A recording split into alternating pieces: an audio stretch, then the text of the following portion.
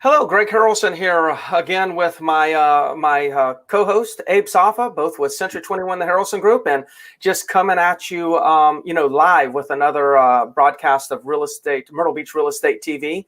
Got a lot of exciting things to talk to you about today. There's the numbers are looking good, but there's some changes, and I think Abe, we need to discuss the inventory crisis. And I'm very careful when I use words that like crisis, because that it's a great word to use to get attention, but the reality is right now it's appropriate for what we're dealing with in the real estate market locally.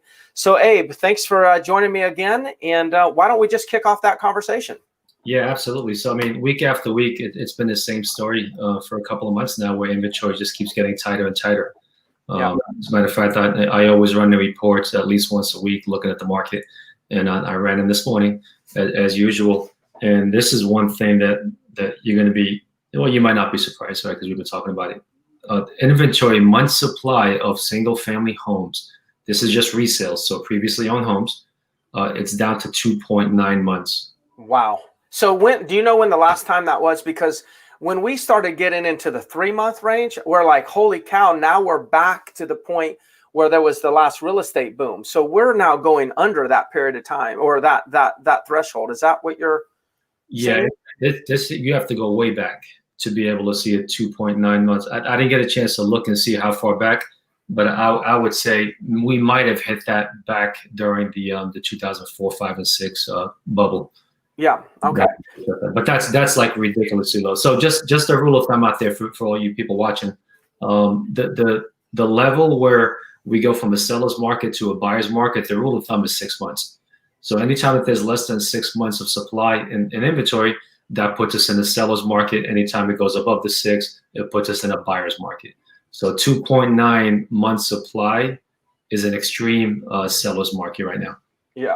Yes, that's good. So I think that's a perfect data point to actually segue into the inventory crisis. So what we're dealing with right now, and everyone needs to really understand this, that there's a few different things that are headwinds that's preventing inventory to come onto the market. The most recent thing that's happened in the last week. Now it's been happening slowly, but it's just now kind of bubbling up and becoming an issue. Is new construction are having challenges with building costs, so building supplies. Like for instance, there's a lumber shortage, and lumber, most construction uses lumber, uses wood at some level. So not only is there a shortage, but that's causing the prices to rise. But more important than the prices to rise, it's just getting their hands on the lumber so they can actually build build the homes that they've contracted to build, or they can build the homes for the new contracts that they're about ready to take. So in some cases, the shortage and the developers are having such a hard time getting the lumber that it's causing them to slow down the number of sales that they have, in order to not have too much of a backlog of contracts that they can't fulfill. So they're having to slow down the contracts that they're going to take in order to make sure that they can meet that demand.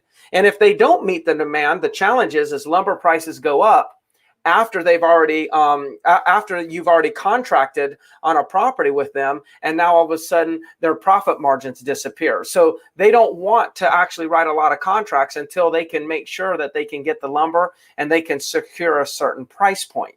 So I could go in and give a lot more information on that, but the reality is this, and the important point is this: we already had a shortage in listings available on the market for buyers to look at. And what buyers did and agents did is, when there was a shortage of homes on the market listed for sale, especially resale, then they took their buyers to new construction. And new construction has really been a blessing to our market because it's provided inventory. So transactions are able to occur. Well, now you've got less inventory on the resale market, And now we've got a slowdown in inventory or less inventory available in the new construction market. So guess what? Those new construction buyers, the buyers that were going to buy new, they're going to have to go back to the resale because there'll be fewer new options for them. So they're going to go back to the resale market.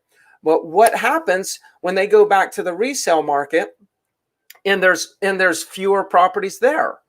Well, now I can tell you what's going to happen. We're going to end up getting more scenarios where we have multiple offers. We're going to see that prices actually probably increase. We should see an increase of pricing in the short term. Now, what's going to be interesting is how long will that last? Because the inventory crisis won't last forever. Builders will figure out how to produce the inventory, and then they'll meet the demand. But between today and the time that they figure out how to meet the demand, there is a unbelievable opportunity for somebody that has a property that they want to sell. I mean, right now you've got record supply, low supply, like under 3 months. And this and the effects of the new construction and the lower supply and availability for new construction, this just kind of started, so it's not even factored in yet, not at a high level to that number Abe just shared with us. So I see right now, if anybody was thinking about selling, if they were thinking about selling next year, it should be right now. If they were thinking 2 years, it should be right now if they really want to sell. Now, if you don't want to sell and you don't have a need, then then you shouldn't. But if you do have an intention to sell in the next, say, 6 to 12 months, you really need to look at taking advantage of this window of opportunity, because I think prices are going to spike. Anything you can add to that, Abe? Yeah, there's no question about it. I mean, obviously, if you're not looking to move, if you're in your dream home and never going to move, it doesn't make a difference, right? But just know that you most likely have more appreciation in that home than you thought you did. Yes. Now, if this isn't your dream home and at some point you did want to upgrade or whatever it may be, even if it's in the same market, which you're making a lot of move, take advantage of the low interest rate right now. Yeah. Because the same payment that you're making on your home right now, you can have a more expensive, at least 10-15% more expensive home for that same payment. So that's a great suggestion, because I think people sometimes don't think about the financials. So let's just assume that you have a home right now and you have a mortgage balance, and maybe your interest rate is 3.5%, 4%, 4.5%, 5%, or any like 3.5% and higher. The situation that you could get in right now is you could sell your property high at a high price, reposition into a different property that you want that might have the features and benefits that you've been dreaming about. And you would say, well, that's kind of a lateral move. You're just repositioning your equity from one to another, knowing that the home that you're repositioning in, maybe that has features and benefits that, again, you've been dreaming about. And you would say, well, gosh, what's the true advantage of doing that? Well, the advantage of doing that is that in the new home, the home that you really want, that you've been dreaming about, the cost of borrowing money is so much lower. So you could go from, say, a 4.5% interest rate in the existing home you have, take your equity. We could find you a home that's nicer, that fits your needs, your current needs, and your payment may actually be the same or go down. Mm-hmm. So you could sit there and actually reposition into a better property without having to necessarily pay more money when it comes to payments and interest, because interest rates are down. I think that's a great thought. Absolutely, yeah. So there's more buying power right now with your mortgage payment. Yes. So besides the inventory being super low, I mean, August single-family home sales were up 9.1%. That was how much? 9.1% over last year. So extremely strong, and it's only the second day of the month, so there's going to be even more closed transactions that agents haven't even put into the system yet. So that number is only going to rise from there. But most definitely. So it's going to be a huge tick upwards. Okay, good. Well, yeah, we'll share the rest of the numbers that you have. Let's dive into the numbers real quick. So right there. Okay, so this is single family homes in the entire market. what's happening right now. So on the market, there's a little over 5,400 homes. Again, this is the entire Grand Strand. And out of those, 2,557 under contract. So that's almost 47% of every single home on the market right now is under contract. Very consistent with what we've been seeing for a couple of months now. It's been stable there. So as soon as something hits the market, and you're seeing it, we're selling homes so quickly right now. As soon as something hits the market, it's gone. So we have the next home to replace it, and then that's gone. So it's been stable, for a while now. The new construction.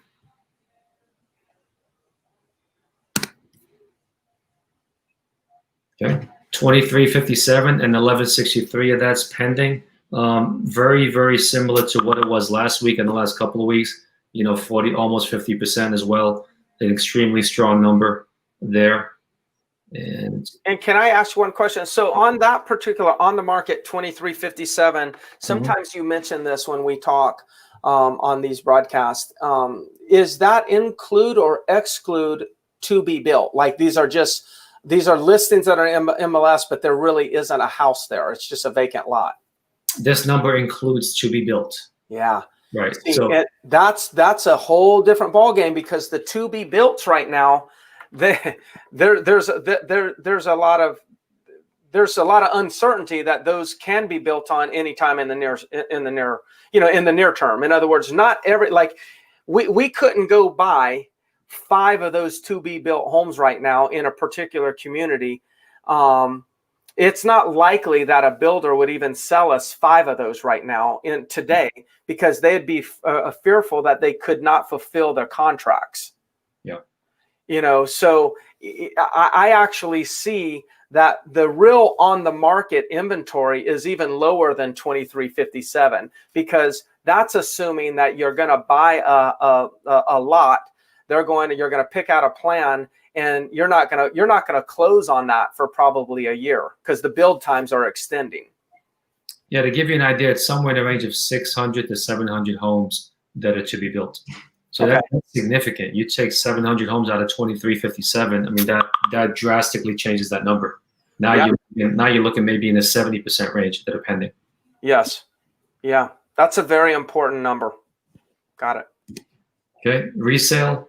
Again, still very strong. 3,085 on the market, 1,394 under contract. That's 45%. Very consistent. It was 45% last week. It was around the same range the week before. It's still very consistent. And again, we're just seeing homes come on the market and get sold. Yeah. They're just not getting enough out there quick enough to bring that number down. So it's been consistent. Yeah. Let's look at the condo market real quick. Same thing here, almost 34% of condos are under contract. That's more than a third. 3,300 units out there, 1,100 are under contract.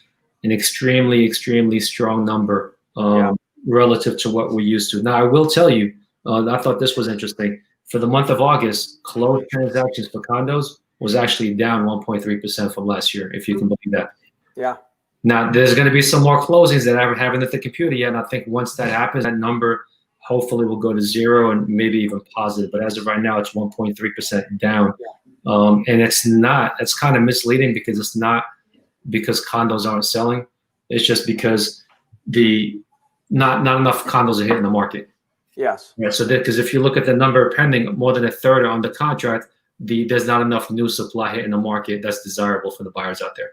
Yeah, and I think that key word is desirable. So, like, for those of you that are out there listening, one of the things that we can look at is when we look at, say, new listings that come on the market. There's a percentage of new listings that come on the market that sell within the first 30 days. Okay, because the market was just waiting on that. And then there's listings that come on the market that sit for a year. And those are listings where there's a lot of those. So what ends up happening is all the good stuff gets scooped up very quickly, or the higher quality stuff or the more desired stuff gets scooped up and sold very quickly. And then the other stuff piles up and just collects and collects. So, like, I know there's some oceanfront buildings, that will have some efficiency units, for instance, and a bunch of them on the oceanfront, and there might be 30 units on the market in that one building. And then, but when a 1-bedroom comes on that building, that 1-bedroom actually sells very quickly, but then the efficiencies just sit, and sit. So if we were to actually do a research, and this would be hard to do, but if we did research and we said, okay, we're going to exclude all of the listings that have been on the market for 6 months or longer that are condos, you would see that the inventory level is quite low for properties that have been on the market over 6 months. And the properties that have been on the over 6 months, that's just the things that are probably a little bit more oversupplied and less desired. So that's going to skew this number and keep us down to 33, 34%. But if we were to do that, I bet you it goes over 50. I bet you it goes to 50%. Yeah, I agree with you, and that's a great point to mention. Yeah, so when you're working with a buyer and you're out there looking for property, even though it says there's 2,100 units out there, and it's scarce. It's hard to find. Yeah. So inventory month supply is 4.5 months right now. So not quite as strong as single family homes, but still relatively strong. You know, it's still a seller's market even in the condos. Yeah. Wow, that's solid. Let's look at the oceanfront real quick. 1,555 units, 317 on the contract, a little over 20%. Again, very consistent with what it's been. Last week it was 20.74. So it's just hovering around that 20% range, which is a strong number for the oceanfront condos, because like you said, a lot of those are going to be units that, you know, there's one building, 20 efficiencies, and there's going to be some buildings where as soon as something hits the market, it's gone. Yeah. And let's look at the. And I think, you know, and I think that this one, probably the statement I made about some of that inventory that's sitting there probably really applies to the oceanfront more than just the overall condo market. Yeah. Land. This is going up. Yeah, it's the same as last week. Last week was 16.8 or 16.08. Sorry. Yeah. So very consistent, but again, an extremely strong number. It's hovering right around the 16% range for a while now. Yeah. You know, I remember wasn't that long ago. Last year, it was at 7 or 8%. Yeah, I remember that. And I think this is another segment of market. It'd be interested to see if we see a little bit of a bump here, because as people are having a hard time finding a resale, they're having a harder time finding new construction. Then, you know, building is going to be an option. Now, building times and cost to build is all increasing. So that's not the friend of lot owners. You would hope that wouldn't be the case, but the reality is with scarce inventory, more people are going to look at land. And if those people can tolerate and they can manage longer build out times, then I think then it becomes a valid option for them. I do anticipate that we're going to see a little bit of increase in land sales in the near term. And again, I have to stress, the inventory crisis will not last forever. What I said in the beginning is, like, I'm urging you to, like, there's times where you can take advantage of these little windows of opportunity, and they don't last forever, because whenever something is so extremely out of balance, the market figures out how to get back into balance. But there is a small period of time where if you act right now, there's an opportunity. There's a financial reward at the other end. There's no question. Well, that's all the numbers. Okay. Well, good. As always, if you guys have any questions, I mean, whether you're buying, selling, it really doesn't make a difference. We just our job is to be a resource for you. So our phone numbers are right there on the bottom. Please reach out to us. I know since we've been doing this show, we're getting a lot of calls that people are just kind of curious as to what their value is or what's happening in their community or in their condo building. Would love to just answer any questions you might have. Just reach out to us. All right. Well, thank you. And we'll talk again live, Myrtle Beach Real Estate TV next week. Sounds good. Take care.